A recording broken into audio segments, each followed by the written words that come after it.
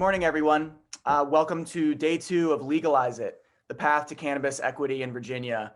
If we haven't met before, my name is Ben Wilkes. I'm the program manager at the TomTom Foundation. We are thrilled to bring this series to life in collaboration with our partners at Virginia NORML.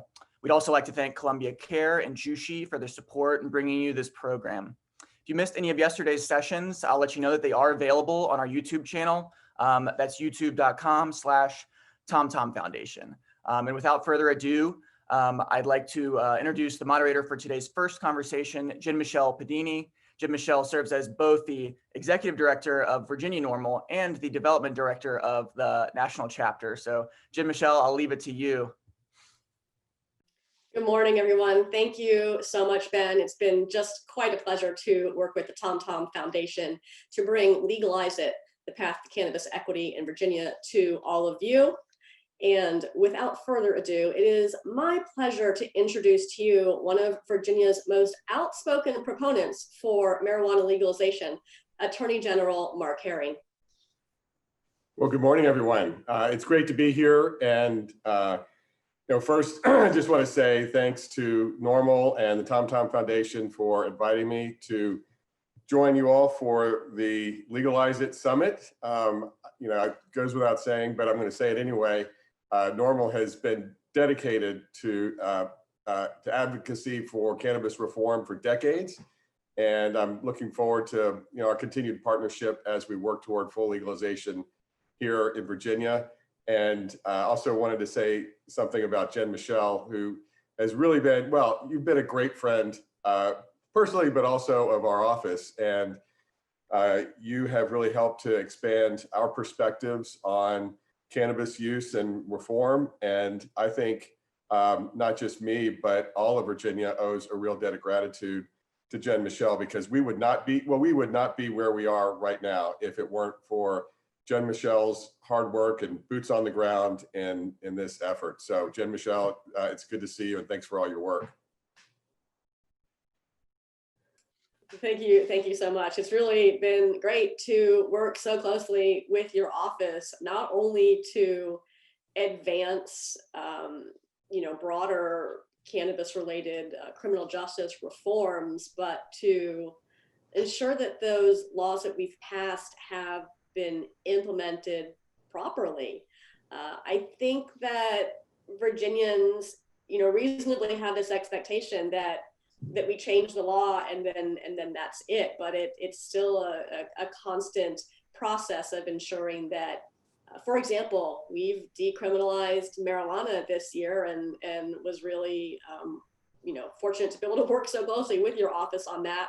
I know that my counterparts across the country wish they were able to work with their legislature, with their governor, with their attorney general as closely as we have the good fortune of doing so in Virginia.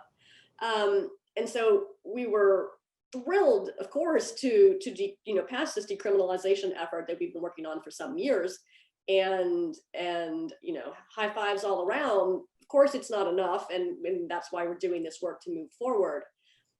But we are still seeing disparate enforcement of marijuana laws despite even decriminalizing it. And I was hoping that maybe you could talk a little bit about the disparate enforcement that your office has observed, both pre and maybe even post decriminalization, and what steps you all are taking to help reduce that, especially as we move forward.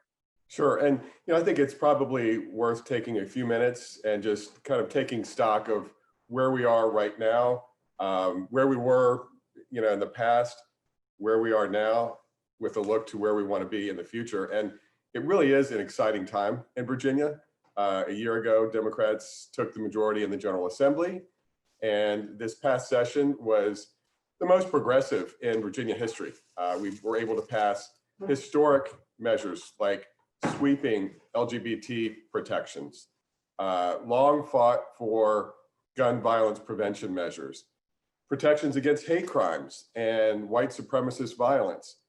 Virginia became the 38th and final state needed to ratify the Equal Rights Amendment, and it is a part of the Constitution right now, despite the current president's strong arm of the National Archivist in trying to undo the will of the people. And also with really transformative criminal justice and policing reforms. So, also, as you mentioned earlier, of course, one of my top priorities, which was cannabis reform. And we were able to decriminalize marijuana this year. That was a huge step on our marijuana reform journey, but we cannot stop here. We cannot stop until we have full legalization. For too long, Virginia's approach of criminalizing cannabis was not working. It was needlessly creating criminals and burdening Virginians with convictions. And the negative consequences of that approach was falling disproportionately on Black Virginians and other Virginians of color. And I've got some statistics to show just how broken and unjust our system was. Overall, arrests for marijuana tripled from around 9,000 in 1999 to around 29,000 in 2018. That was the highest number of marijuana arrests ever recorded in Virginia history. And so we were going in the wrong direction. We were in the wrong place and going further in the wrong direction. And around 90% of those arrests were for possession, and more than half were young people under 24. The number of marijuana convictions was also rising. Like I said, we were in the wrong place and getting further away from where we needed to be. The number of convictions was also going up from 6,500 in 2008 to 10,000 in 2017. So this punitive approach was costing Virginia taxpayers an estimated $81 million a year. And that's on top of truly staggering human and social costs. And last month, the acronym is JLARC. It's the Joint Legislative Audit Review Commission. I know it's a mouthful.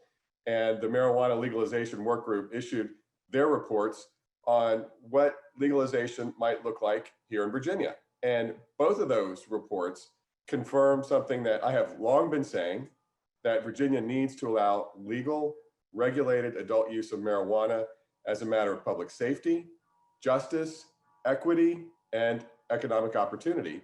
And so we now have, I think, an even clearer picture, now that these reports have been done, how disproportionately Virginia's marijuana laws were affecting Black Virginians and Virginians of color. And these reports have also given us a much more defined roadmap for how Virginia can navigate and implement legalization policies.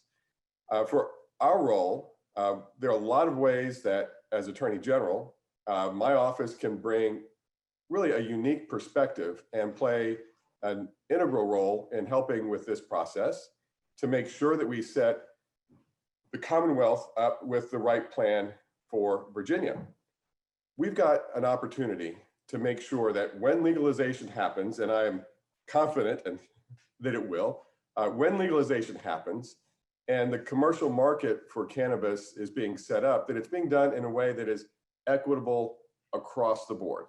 And that means making sure that applications for jobs or patients or licenses do not include any kind of discriminatory language, any kind of community reinvestment programs, don't use kind of outmoded methods and policies that we've seen in the past that just haven't been proven that they haven't been working, and that we're also doing everything we can to create an equitable and fair space. My office has been charged with protecting consumers. Consumer protection is a big part of what we do, and we can really leverage that knowledge and experience to make sure that the industry is safe through proper regulation, make sure that products are being advertised accurately, and make sure that Virginians are really getting what it is that they want and expect. In that same vein, patient protections are going to be important considerations. And it's going to be important for Virginians to know, and this is really important, it's going to be important for Virginians to know what their rights are when it comes to responsible cannabis use, in terms of learning what their employers' policies are, and how responsible cannabis use could impact things like custody. And it's something that I kind of wish we didn't have to worry about, but We should look at ways of changing laws that could be, part of larger reforms, but Virginians should make sure that they know what is expected of them in this, in a new reality of legalization and what that means for them. Another really important role that my office has is as counsel, legal counsel to every state agency. So, as Attorney General, we are the lawyers for every agency, board, commission, and state college in the state. And that means that we would be able to be legal counsel to a new agency that handles all things cannabis as well. And because we have experience counseling other agencies, we know a lot of the problems that they have bumped into along the way.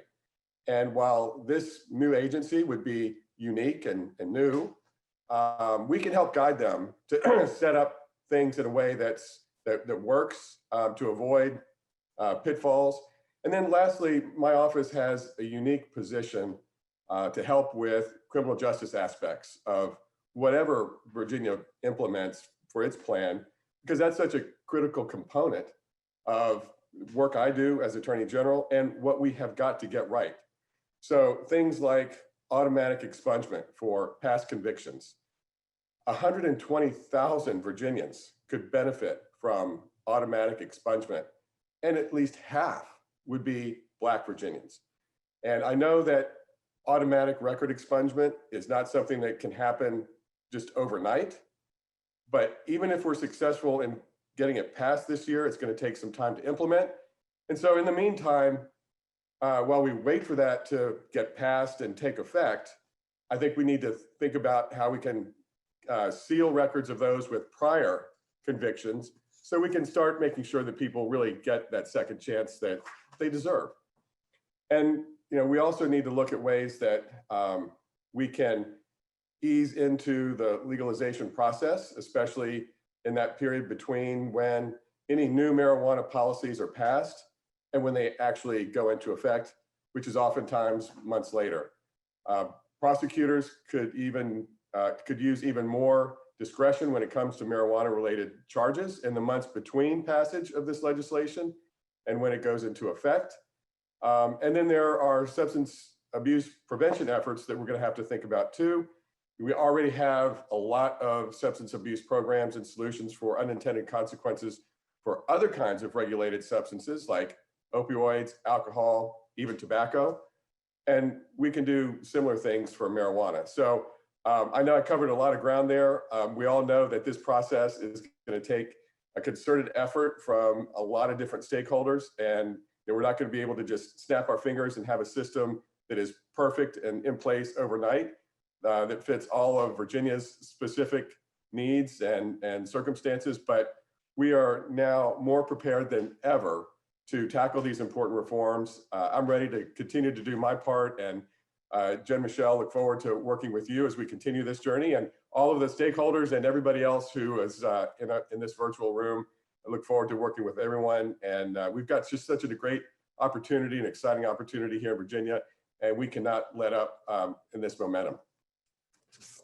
We certainly can't, and that sort of brings me back around to the topic of the hour, one that I am and NORML are particularly passionate about, which is the importance of Virginia passing a legalization measure in the 2021 General Assembly.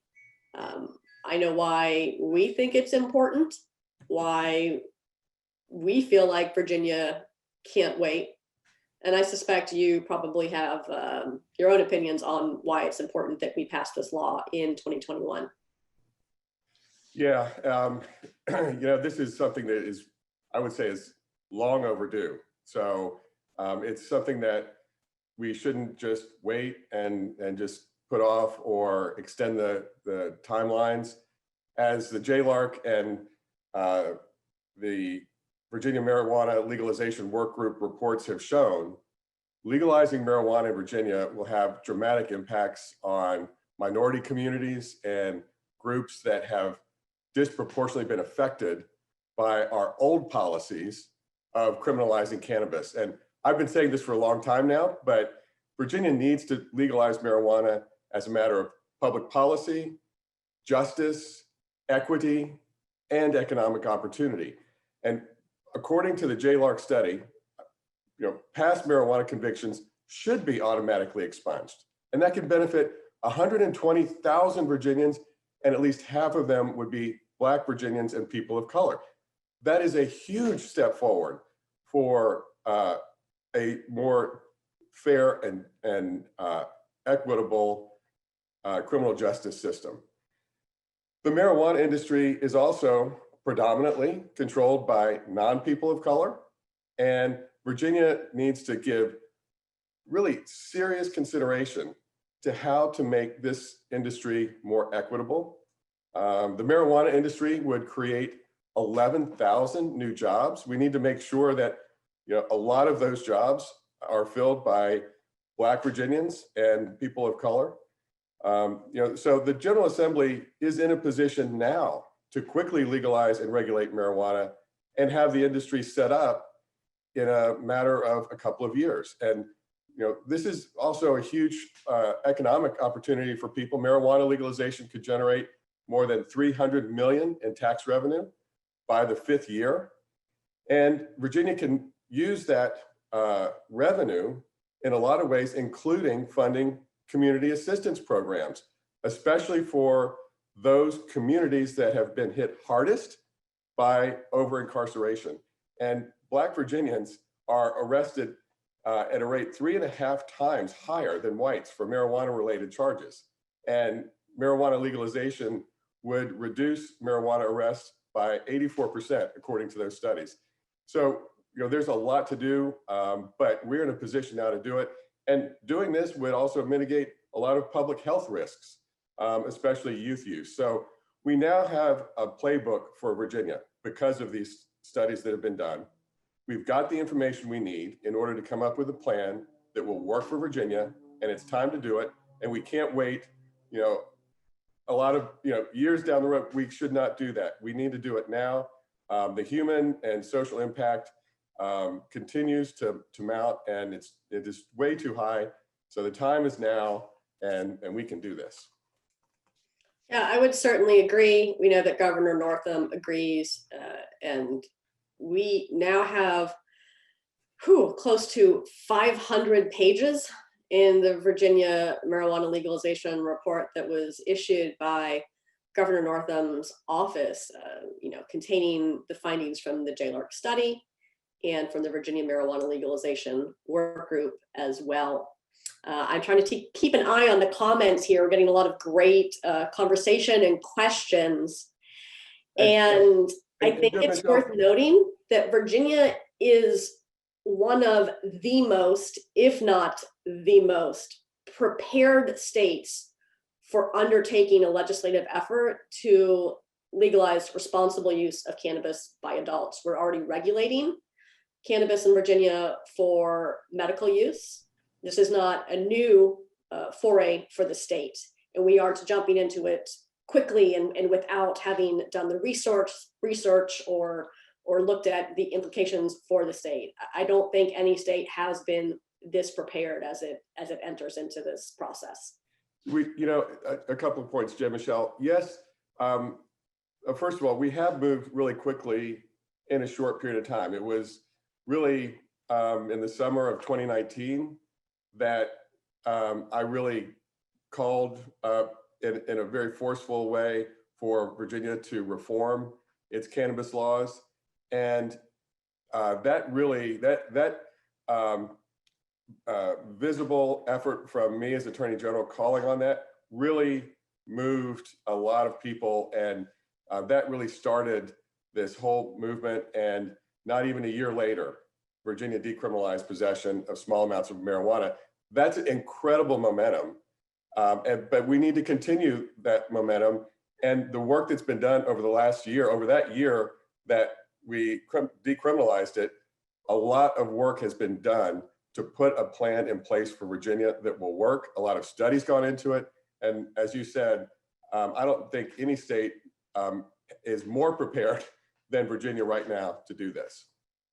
Yeah, we really have taken a belt and suspenders approach to this. Virginia doesn't take any large policy steps forward without first conducting a study. So we knew we had to call for a study, and JLARC did an excellent job at looking at how the state might go about legalizing and regulating responsible use of cannabis by adults. And then we convened the work group as well, so we could have these large stakeholder conversations well in advance of a legislative session. And I don't think we could be, more happy that we did that now that we are facing a very short legislative session, and one that is going to be, for all intents and purposes, virtual. So we're really glad that we were able to convene those roundtable discussions and have the public offer their input, and stakeholders from the public, from state agencies, from the administration, from legislative offices join in the conversation and hear from policy and subject matter experts on this. Yeah, and Jen, Michelle, I don't know if you remember this. Today is the 1-year anniversary of the Cannabis Summit. So this convening of interested stakeholders to talk about these issues, to try to make sure that we are prepared when we feel like we've got the legislative support to do it, has it's been going on for a full year. And in that Cannabis Summit, we invited representatives from Illinois and Colorado to talk about their experiences. If looking back on it from their perspective, we heard recommendations that they made to us about how we can avoid some of the pitfalls that they stumbled into. And so again, I think Virginia is in a really unique position that we have been able to benefit from that experience. Illinois, for example, had laid out a lot of ways in which communities that have been hit hardest by over-incarceration should receive some portion of the revenue generated from commercial sales in order to help mitigate the impacts of those very punitive marijuana laws in the past.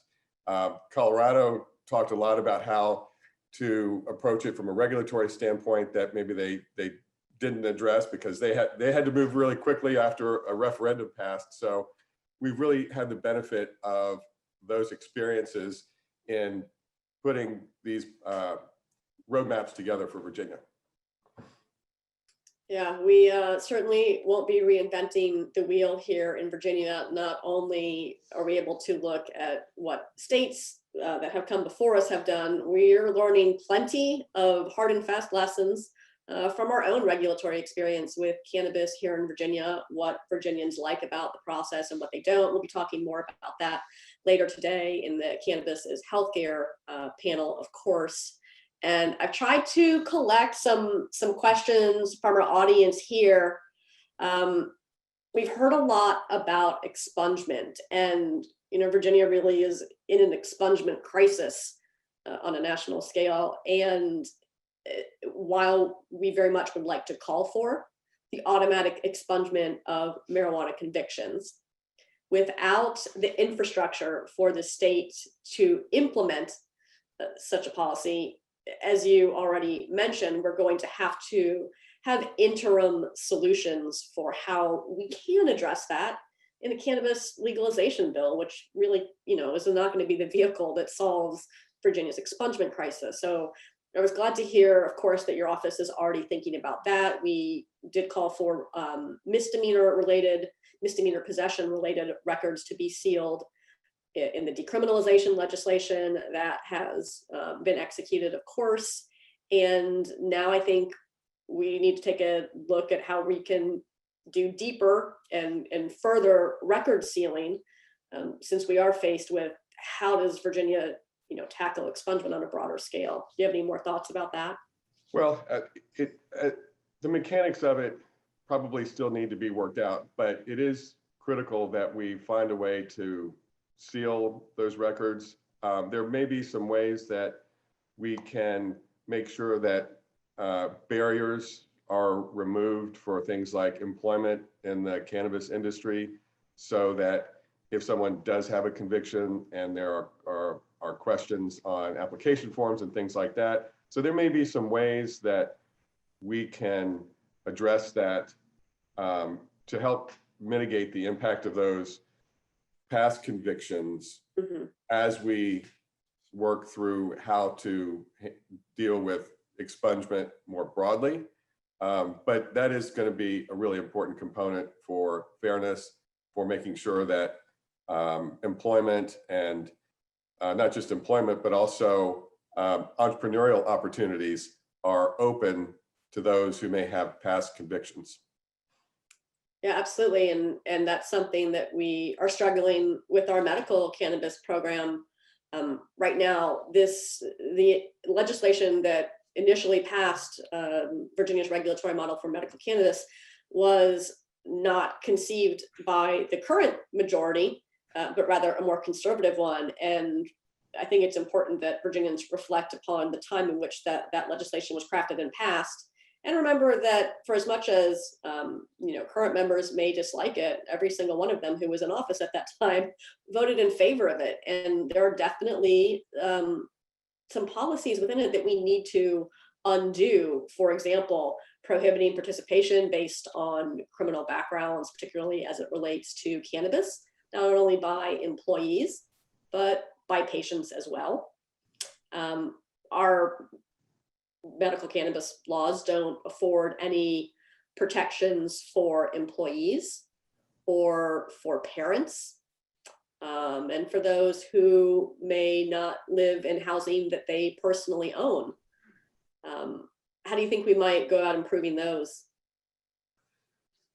Well, one step is removing those aspects of the laws that were passed that we see have that discriminatory impact or serve as barriers to entry into the industry. And so that's the way to do it, is to remove those laws that have made it difficult and made it inequitable for everyone to participate. Well, I can assure you and everyone else that that is certainly legislative consideration that we will be offering in the 2021 General Assembly. We need to make not only future regulatory options for cannabis more equitable, but the existing ones that we have here as well. Yeah, and the General Assembly does meet every year. So while it probably will be a short session, I think we need to prioritize our efforts and move toward legalization now that we have this roadmap. We need to identify as many of those laws that are on the books that serve as barriers. And if we don't get them all the first time, we can come back as those other ones are identified, or as our experience tells us, are serving in disproportionate ways. But we shouldn't let the fear that we may miss some of those hold us up from the larger effort to make sure that we get to legal and regulated adult use, which would be such a huge step for Virginia. And again, and it's an exciting time. This has all really happened since that the summer of 19 when we started this really strong effort to legalize in Virginia. Yeah, I would certainly agree with that. Not only did the current majority in the legislature create that pathway for, reform that had sort of been building up prior to the dam breaking, you're calling for adult use so loudly and clearly, I think gave the green light to a lot of other people within the legislature and administration to amplify that sentiment. It's not something that you generally hear from attorneys general, but Nope. but I saw firsthand just how many people's opportunities were being limited by this punitive approach, and I was seeing how other states were changing and doing it successfully. And it was like, you know what, this has been wrong for too long in Virginia.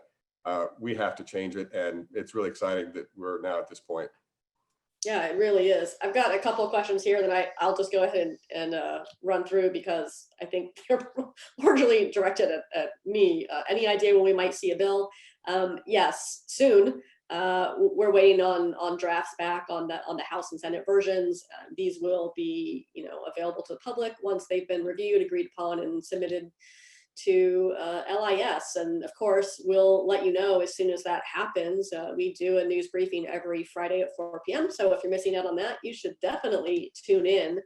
Will NORML seek laws and enforce liability on cannabis industry? We already do so. We have been very loud in calling for clear regulations that protect consumers, not only from a safety standpoint, but we're calling for more protections for consumers' rights as well.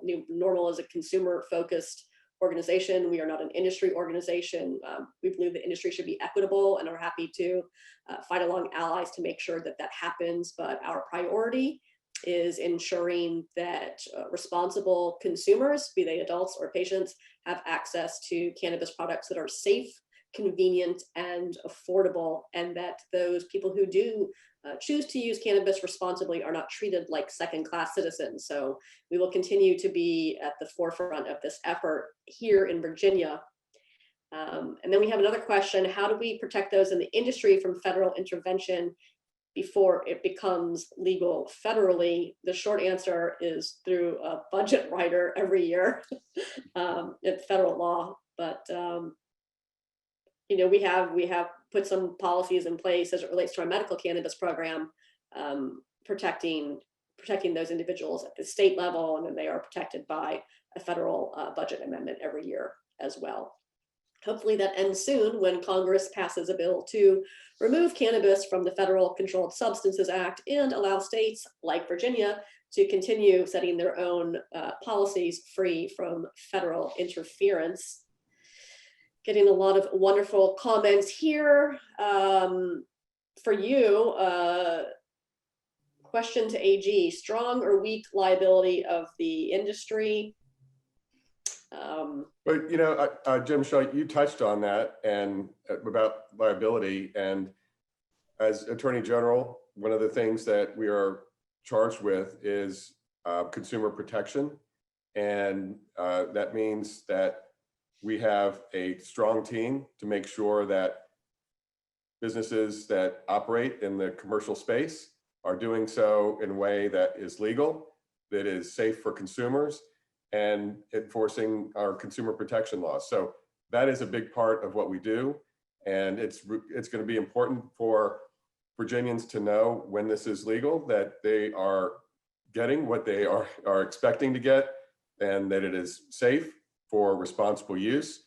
And it would be, you know, either a separate state agency or our agency, but I think our agency would have a lot to do with it, making sure that those laws are enforced, and that if there are bad actors out there, that we would enforce them.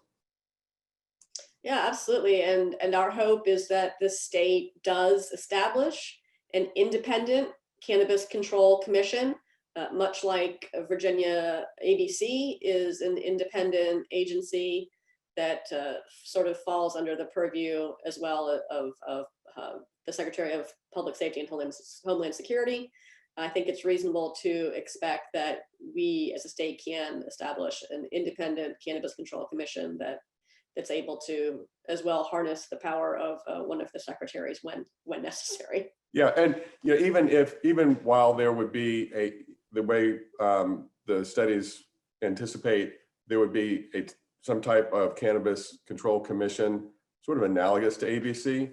I think our office and my team would have an important role even with that commission. Of course, we would be legal counsel to them and help set up those regulations, but also because legalizing cannabis is all encompassing and has impacts in across agencies, because we would be sort of the common denominator in working with all of those different agencies. We can work to make sure that where there are other areas like employment and other ways where different agencies might be impacted, we would be able to bring important state priorities to make sure that those priorities are being followed all across the board. So making sure that equity is a part of everything that we do, and whether it is involving the Cannabis Control Commission or other state agencies to make sure that all agencies are following those important state priorities like equity.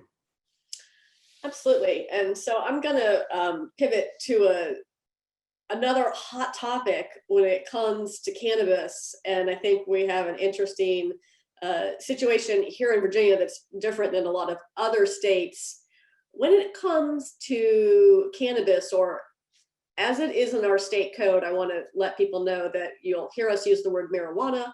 That is the word that is used in criminal code for Virginia. Hopefully we'll change that, but for now, that's, we're going to use that and we have to talk about the law. When it relates to marijuana and firearms in Virginia, we don't have a specific marijuana and firearms charge, and so often that's charged as a federal offense here in Virginia. But we do get a lot of concern from people that if they register for the state's medical cannabis program, which is protected by HIPAA, that the state's going to come after their legally owned firearms. I'd love to hear your thoughts on that. And I know, of course, your office nor the state of Virginia cannot eliminate that tension between state and federal law, but as it relates to state laws, I'd love to hear your thoughts on that. Yeah, there are ways that we can ensure patient confidentiality. There are ways that we can make sure that agencies don't share information that that people might feel would expose them to some type of other liability or criminal liability. So there are ways to do that. And you brought an interesting point about the impact with federal agencies. Our office works with law enforcement at all levels, state, local, as well as federal. And a lot of what we do is based on leveraging those good relationships to make sure that the federal agencies are aware of state policy and that we try to work together and not at cross purposes with one another. So I think there are a lot of ways that we can work to ensure people should not have those concerns. Well, that's certainly good to hear. We're getting a lot of questions about specific expungements, and I think I can say more broadly, we don't know yet. Right now, we have misdemeanor possession-related records are sealed. This does not currently include misdemeanor possession with intent to distribute records, and that's what we're going to have to look at when we move forward with the legislative process as to what the legislature has an appetite for. Are they willing to consider sealing more cannabis related charges, convictions, and records? Honestly, we don't have that answer for you yet. If your record's going to be expunged or sealed, because we haven't worked through that legislative process yet. But we'll keep you up to date as we do move through that. We have just about 5 minutes left with Attorney General Herring. So if you have any questions for him to answer, please go ahead and drop those in the comments right now so I can take a look at them, so we can hear what you all have to say. And Jen Michelle, something that we haven't touched on a lot is going to be a focus on education and making sure that we do have a focus on that, because there are a lot of questions about enforcement, but we also want to emphasize education and prioritize education over enforcement. Education is going to be an important part of any plan that we put in place to legalize cannabis here in Virginia. That means education for law enforcement to make sure that they have all the information they need to make sure that they have the latest information. We need to include education for parents, for kids. It includes education for substance abuse groups. We already have ways in which we help those groups deal with unintended consequences of other substances like alcohol, opioids, or even tobacco. We can come up with similar programs for cannabis. Additionally, my office can help with education on things like consumer and patient protections by coming up with education programs. We have a lot of consumer education programs in place in other types of industries. We can make sure that we have programs in place so that Virginians know safe ways that they can use cannabis that don't jeopardize their jobs or custody, child custody. We can look into educational opportunities for small businesses who might be interested in starting their own cannabis business. Helping small businesses understand what the regulations are. We want to make sure that we want it regulated, but it also can't be so heavily regulated that only large operators are able to navigate it. So helping small businesses make sure that they can set up their businesses will be crucial in ensuring that an already billion-dollar industry continues to grow and flourish, especially by incorporating minority and Black-owned small businesses. Another area of education that really hasn't been done in other states is a large-scale campaign on how to drive responsibly as an adult cannabis user. So we can look at models for other substances like alcohol in this case to come up with responsible driving educational programs that is so really important. Yeah, absolutely. That was a large point of discussion in the Virginia marijuana legalization work group, prioritizing education over enforcement. NORML, of course, was proud to lend its principles of responsible cannabis use to that conversation. I dropped a link to those in the chat if you're looking for them. Otherwise, you can just Google it. It comes right up. But, driving while impaired is illegal, period, and it remains illegal under legalization. Fortunately, Virginia doesn't have any issues right now prosecuting marijuana impaired drivers, and we're not looking to increase those penalties or create new loopholes to catch legal consumers up in a post legalization world. We do get that question a lot, so we're not looking at implementing a per se DUID law. That's not based in science, and it's not something that we're looking at here. We already seem to have a handle on that from a prosecutorial standpoint in Virginia. But we can make sure that But we can make sure that education is a component of this, so that cannabis users can know how to make sure that they are driving and being responsible.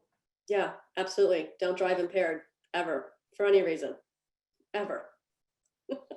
Well, thank you, Attorney General Herring. I know there are tons more questions out there, and I'll try to stick around in the chat and answer a few of them while the credits roll. We do have a networking lounge coming up later as well. I'll be there to field even more questions. It has really been a pleasure to chat with you this morning. Thank you so much. Thank you for the reminder that this was the 1-year anniversary of this summit that, of course, we can't hold in person. So I'm so glad we're having this conversation today. And yeah, just thanks. I look forward to continuing to work with your office during the 2021 General Assembly to get this done. Now's the time. Thanks, Jen Michelle. And thanks everyone for joining, and let's keep the momentum going. Thank you, Attorney General Herring, and thank you, Jen Michelle, for an incredible conversation today. I'd like to thank Virginia NORML for their partnership in bringing this program together, as well as Columbia Care and Jushi for their support. I'd also invite everyone, as Jen Michelle mentioned, to attend the rest of our sessions throughout the day today. Those will continue to explore immediate issues of medical use and equity in this space. So thank you for your time and your participation.